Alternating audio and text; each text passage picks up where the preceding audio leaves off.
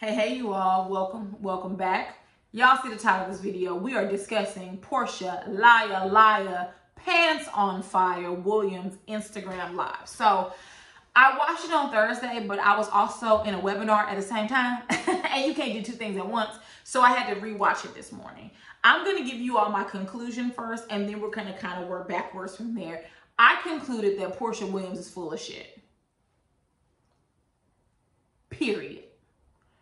And how I concluded that was there were several points in the live where Porsha contradicted herself. And because she's a bird brain, she's not intelligent enough to realize that. I don't know why the hell her friends, her family won't tell her, like, girl, sis, that live wasn't a good look. But the problem is she has way more fans that are just as stupid as her. And yes, I will use the word stupid because this has to do with arrogance. It has to do with capitalism and it has to do with stupidity. So y'all already know the story.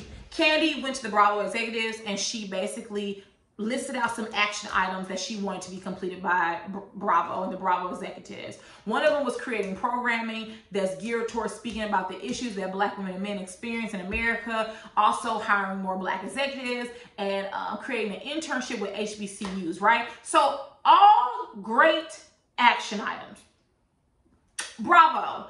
I think that Kandi is loved at Bravo, so I appreciate her. Say what you want to about Kandi. I appreciate her attempting to affect change at her job because that's what it is. It's her job. And Kandi didn't need to consult Bird Brain Porsha and Nene about a goddamn thing. Porsha kept saying throughout her live that she wasn't mad at Kandi. Where if you were not mad, then why did you start a thread with Nene and them about it? I'm just saying, if you weren't mad, then what's to talk about? Why not call Kandi and be like, hey girl, I think that's a great idea. Is there any way that I can make proposals too? Can I add some to your list? Can we all go to executives together after you meet with them? Or I can have my own meeting. What do you think about this idea or about this? Instead, the only thing that you and Nene and others could come up with was to make a donation or to have the execs make a donation to Black Lives Matter. That's the only thing you could come up with. So obviously you weren't needed.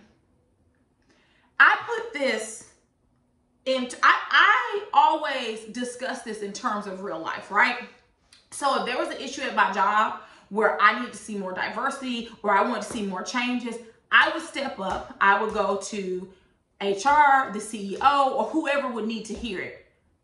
I don't have to include any other Black coworkers in that meeting. Because to be fair, sometimes you add too many people to the pot and they don't know what the hell they're talking about. So sometimes it's best if you go on your own, okay? Sometimes you're better as a collective. There's a time, place, and space for everything.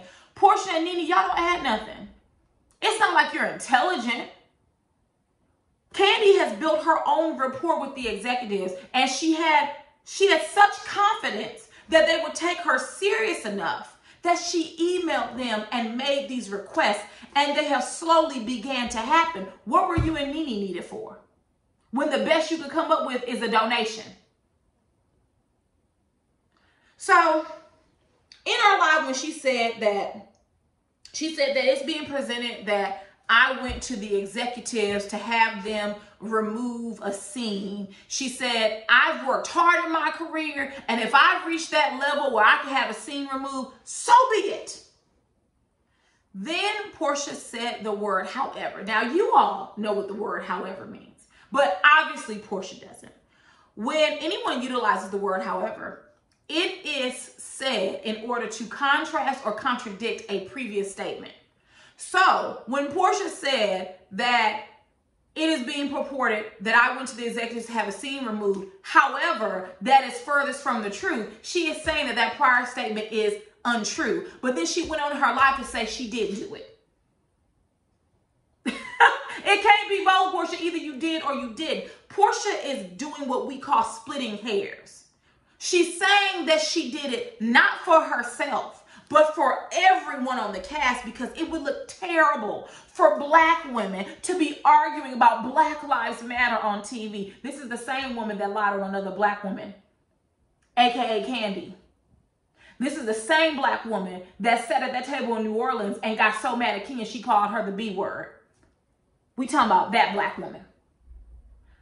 This is the same black woman that supported Monique attacking Candace. That's that black woman. So it seems to me, Porsha, that you only care about Black Lives Matter when you're marching on the street and getting arrested for the camera. Because otherwise, what else do you do? And you made the fatal mistake in your life of saying that you don't do interviews that you don't get paid for. So just to be clear, anytime we see you in an interview for Black Lives Matter or anything else related to activism, you're getting paid for it. And that's where I have an issue with. All of these activists banking millions off of Black death and Black suffering and Black trauma, Tamika Mallory included. Because you have the nerve to fix your lips and say, I haven't been participating in the back and forth and the shade online, but Tamika did. When Kenya made that statement on the show and questioned your activism, Tamika came out and said that she needed to educate herself. Did she not? I'm waiting. Did she not say that? She actually, matter of fact, let me pull it up because I read it and was like, oh no, you didn't. What did Tamika say? Let me look it up. Because what she said to Kenya, if I was Kenya, she would have got her teeth knocked out her mouth. But Kenya's not me. You know, I'm not advocating for violence, but some people just need to be chin checked, and Tamika's one of them. You have the audacity, Tamika, to tweet Kenya that when you have been utilizing Tamir Rice's image without his mother's permission. A piece of trash. She said, yes, Kenya Moore, it seems you need an education on civil disobedience. Google and/or history classes are your friend. You would have got cussed the hell out, Tamika, had you been tweeting me that bullshit. How dare you? How dare you when you and some of the other Black Lives Matter organizers have taken money from the people, and where is that? Where the 90 million at? Did someone just go buy a home in a predominantly white area? But frequently talks against white capitalism, but participates in white capitalism. Right, y'all full of shit, and so is Porsha. I am not of the belief that you cannot question someone's activism, because when you don't question someone's activism, then that's where you get the 90 million that's missing. You need to question their motives. Because while they're out here marching in the street for you, right? They're collecting money behind the scenes. They're making appearances at police meetings and being paid for it, D-Ray. So while y'all sitting up here talking about don't question someone's activism, you should absolutely question it, because it impacts you as a person in the community. People be lying to us. I'm for the people. Black Lives Matter. Meanwhile, they're at the Oscars with a goddamn vest on because they're a brand. And you don't want to question someone's activism. I will question everyone's activism. I don't give a damn if you like it or not. I have the right to know, as a member of the Black community, are you here to help or are you here to harm? And see, Tamika, you're such an activist, but you had time to try to get Kenya Moore together. You should have been getting your shit together and meeting with Tamir Rice's mama. That's what you should have been doing. But let me calm down. Let me calm down, because I hate people who utilize Black death, trauma, and pain to become a millionaire. And I haven't said it on this channel, just so y'all know where I'm at. Activism is the next big thing. People become activists to make money and to gain fame. And don't you think anything differently. It's not saying there aren't people that are in it for our community, but be advised, there are a whole lot of people that are activists just so they can make a profit from it. Oh, I get paid to speak. See, Porsha, you're an idiot. And that part really set me up. I don't do no interview without getting paid. So now that we know, every Black Lives Matter interview, you're getting paid. You're on notice, ma'am. How dare you? How dare you? You called Kenya a liar when she didn't lie. She said you met with executives to have the scene removed at Ty's birthday party, and you did. What about that is a lie? You can spin it however you want to. You can say it wasn't for you, it was for them. No, at the end of the day, it was for you, Porsha. You didn't want people to see your other half of your face. Right? That's all you want. Because here's the thing. If that were the case, when Kenya made that comment on the show, the Bravo executive should have removed that piece, right? Because it didn't belong, right? It didn't flow with the storyline. It didn't flow with your storyline. So why not remove what Kenya said as well? They have Kenya out here looking like she just said it when that's not true. She said it because of what happened at the birthday party. And then you got the nerve to be mad. The execs had told her to stop talking. And who the hell are the execs and you to tell somebody not to talk? And see, that's why they like you, Porsha, because you're stupid. And they could take advantage of you. And they could mold you in the way they want to. That's why they like you, Porsha, because you're an idiot. They don't like Kenya because she's intelligent and she's asking questions and she's thinking critically. Why do I need to be quiet when y'all cut the scene out? So now whenever time they roll that beautiful bean footage, I'ma say you slept with Bolo. I'ma say they cut out that scene at Todd's birthday party. I'm going to say it because I will not be silenced. And that's exactly what they're trying to do and you're trying to do to Kenya.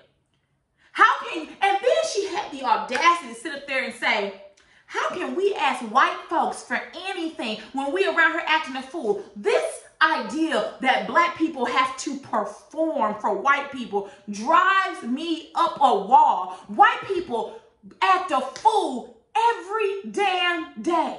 And they don't give a damn what black people think. But us, oh, I gotta be, okay, master, I'm gonna behave. I don't wanna act a fool. Porsha, go to hell. Go straight to hell. You're not helping the movement. You're a problem. You're a leech. You're here to harm and not to help. I don't give a damn what a white person thinks. That's the least of my worries every day. When I walk out my house, I don't think, okay, how can I behave so white people won't find me threatening? They need to be behaving for us. They act a fool every day. Did somebody just shoot up a FedEx location? A white male? And we're worried about how we look to them? It should be quite the opposite. At the end of the day, Porsha, I'm going to go ahead and wrap this up because you don't deserve 10 minutes talking about you, let alone 15, 20 minutes. At the end of the day, you and Nene were pressed because if you were not pressed, you wouldn't have had those threads. There would have been nothing to discuss if you were not upset. And then you said, I had a conversation at Todd's birthday party. Everything was respectful. Then Kenya came over. Okay, we're going to blame Kenya. All right. Then after the party, you called Candy, had a conversation with her, and then you followed up with a text messages. Why do you need all those conversations for something that was a respectful conversation? All you have to do is listen to people. They will tell on themselves. I don't do interviews without money. Porsha, the activist. I don't want it to be on TV. Black women fighting about Black Lives Matter. Porsha, who has lied on several black women and continuously calls black women bitches. That one, the activist, right? The reason why you've been silent on social media is because someone got a hold of you and told you not to. This is the same person that justified your friend attacking another black woman, right? That's who we talking about. Porsha, get out of my face. You're a goddamn liar. You're a liar. And people believe you. And people love Porsha. Porsha is popular because she's stupid and the people who enjoy her are stupid as well. And what I mean by that is Porsha has no other discernible talent than pretty. Which is not a talent because, I mean, just like Porsha, you can go buy your body in the face. Pretty. She relies on pretty. And so many of you all out there feel as if you don't have any other talent. So when you see someone like Porsha, who's driving the nice cars, making the nice salaries, being on TV, you have hope. And your hope is that I can be a bird brain too and be successful. Well, good luck with that because Porsha did work very hard. to get to where she is now. And you don't know everything she had to do. So with that, you all, I'm done. I ain't gonna talk no more. Y'all tell me what y'all thought about the interview. If there are any Porsha fans in here, I would like for you all to explain to me on a serious note, how was Kenya lying when Kenya said that Porsha went to the execs and had the scene removed, and that's what she admitted to? So if y'all could, let me know. I will see and talk to you all later. Mwah. Bye-bye.